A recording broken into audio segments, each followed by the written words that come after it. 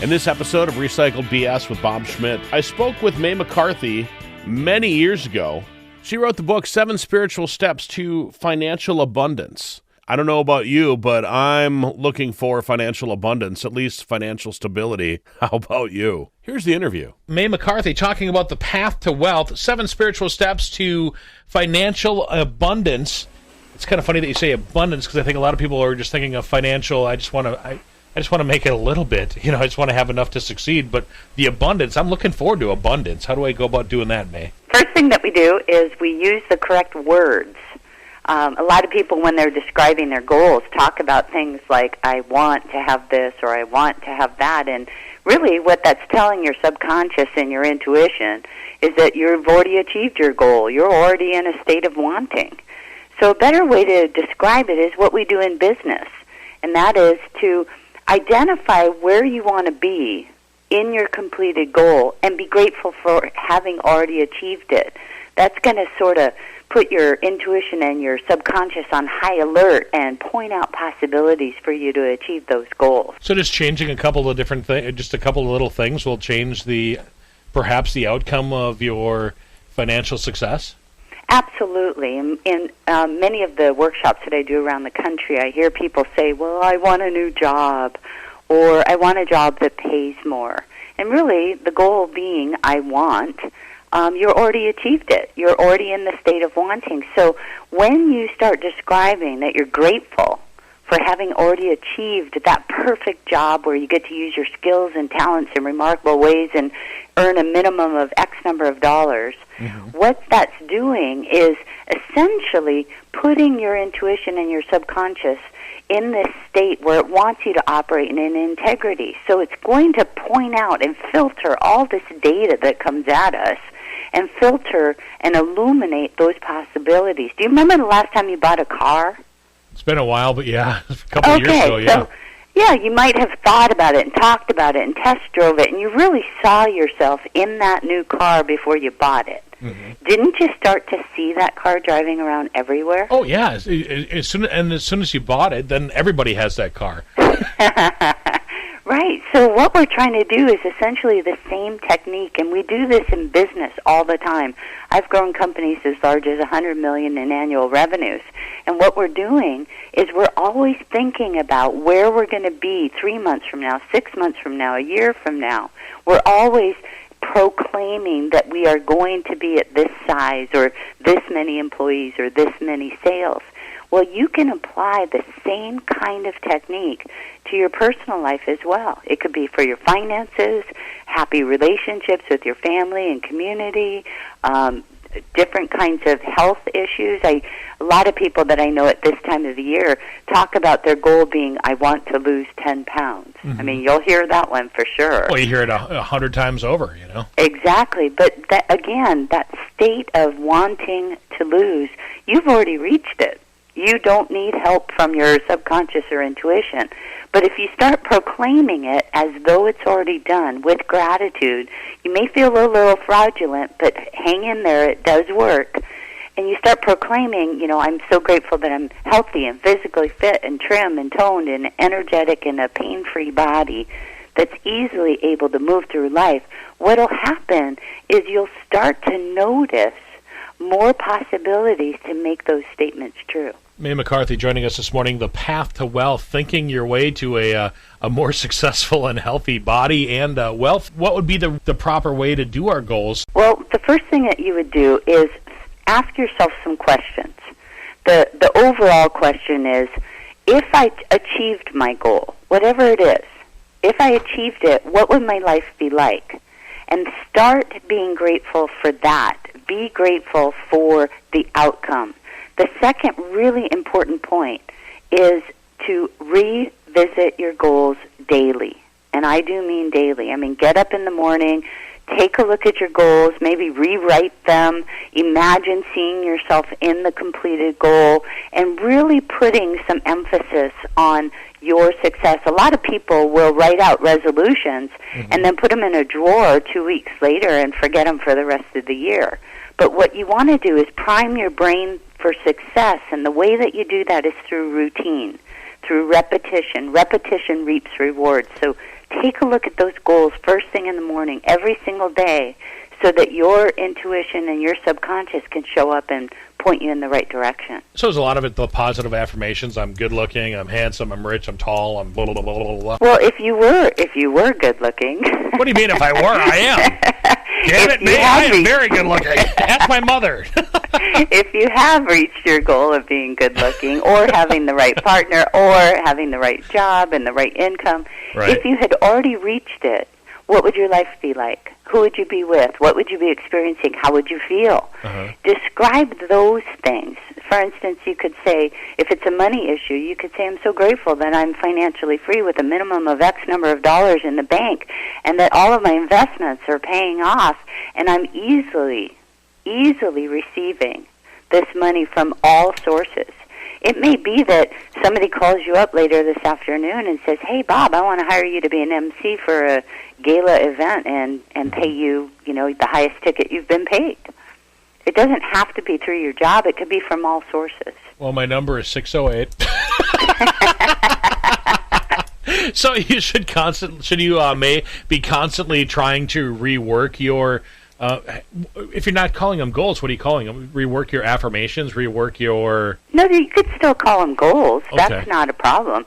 But what you want to do, again, is word them such that you're describing the completed outcome. You've already achieved it.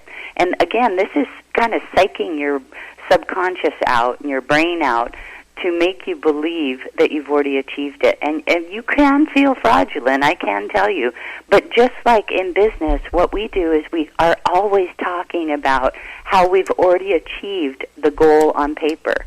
I'm so grateful that our company now has more than $400,000 by this period of time, and that we're easily able to hire, X number of people and serve more customers, a minimum of X number of customers. When you do that and you revisit your goals on a daily basis and really spend a little time thinking about and really imagining seeing yourself in the completed goal, in that new house, in that new car, in that great relationship, with that big bank account. See yourself in the completed goal. This is a technique that many athletes and professional musicians will use. They'll mentally train every single day to see themselves in their completed goal, which is to win their competition. We can do the same thing in our goals. So write it down every day, read it out loud with emotion, and imagine seeing yourself in the completed goal. And you will notice possibilities to make those statements true. So as a successful entrepreneur, as an angel investor, as a philanthropist, as an author, what made you, after having success in your life, what made you sit down and write a book, May? Oh, you know what? I started teaching these goal attainment strategies not only to my own employees, and I've had thousands of them over 35 years, but I've also taught it outside to different companies that have asked me to come in. And while doing this, after about the 500th person had gone through one of the courses I was teaching, they asked me to write a book because I tell a lot of stories in the workshops, lots of application stories, so this doesn't sound foreign. And people can really identify with it. So in the book, it essentially is the workshop with a whole bunch of stories about how easy it is to apply these techniques. What would be the easiest one to do? I mean, not that I'm looking for an easy way out, but what's the easiest one that somebody could do between now and, the beginning of the year, or between now and, the next month, or the beginning of the summer, or, you know what I mean? Just kind of the first couple of steps that somebody could do to put their life back onto track, or back onto, the steps for financial abundance rather than just for financial, I got enough, whatever. I want to have the abundance, May. Yeah, I get it. Well, and just like I described it a little earlier, set your alarm to wake yourself up maybe 25 minutes before you normally do. And very first thing, before you ever look at your device, your phone, your computer, go straight to an area in your home and call that your meeting area. This is serious. You're like having a meeting with yourself to achieve your goals. And in that meeting area, write down those gratitude statements of what you want, but describe them as though they're already complete. I'm so grateful that I live in a beautiful home with my family, and we have more than enough room for all of us to move around and have private space for ourselves, and we enjoy entertaining all of our friends and other family members. We have the greatest home, and we are so happy. So those kinds of statements, every single day, read them out loud and see yourself in your mind's eye in the completed goal. If you do that every single day and have a major goal for every area of your life, that would be your wealth or your finances, your use of skills and talents in your work, your relationships, your health, your recreation, and if you have any sort of spiritual connection, then also that deepening as well. If you do that every single day, you will achieve your goals. It sounds easy. Well, I wish I could make it more complicated than that, but it's not. You know, just by listening to it, it was like, wow, that sounds like, it sounds like something that everybody could do, May, today. You know, just write down a couple of things and then go from there. Is the book going to help people come up with those different goals for themselves, or are they ones that they have to come up with on their own? No, absolutely, it will. There's so many different kinds of stories from all sorts of people, all sorts of walks of life. This is not a technique that is reserved for a few. Anyone can do this.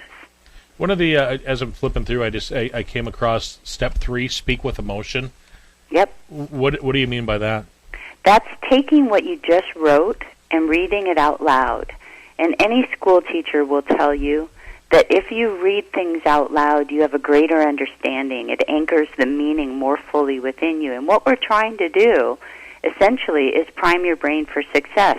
By writing down, reading out loud, and imagining, seeing ourselves in the completed goal, what ends up happening is we are training our brain to realize that what we desire is, in fact, possible. You know, very famous people like Muhammad Ali and Earl Nightingale and others, they're quite successful, will tell you that when we use repetition to describe something that is going to be our new experience, we are letting our brains know that we're serious about it. And as soon as the brain believes that it's possible, we start to notice even increase in possibilities and steps to take to achieve our goals. So repetition, that reading it out loud, that imagining it, writing it down, those are all very, very key to priming our brain for success.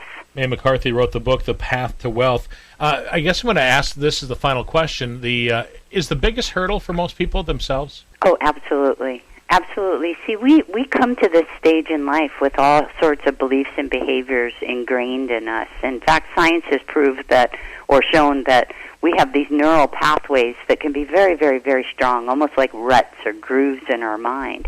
And so many of us have been trained that, you know, we just can't have that kind of success. Sure, you know, she can make $1 million or $20 million, but, you know, I can't. I just didn't have the right training. Well, that's BS.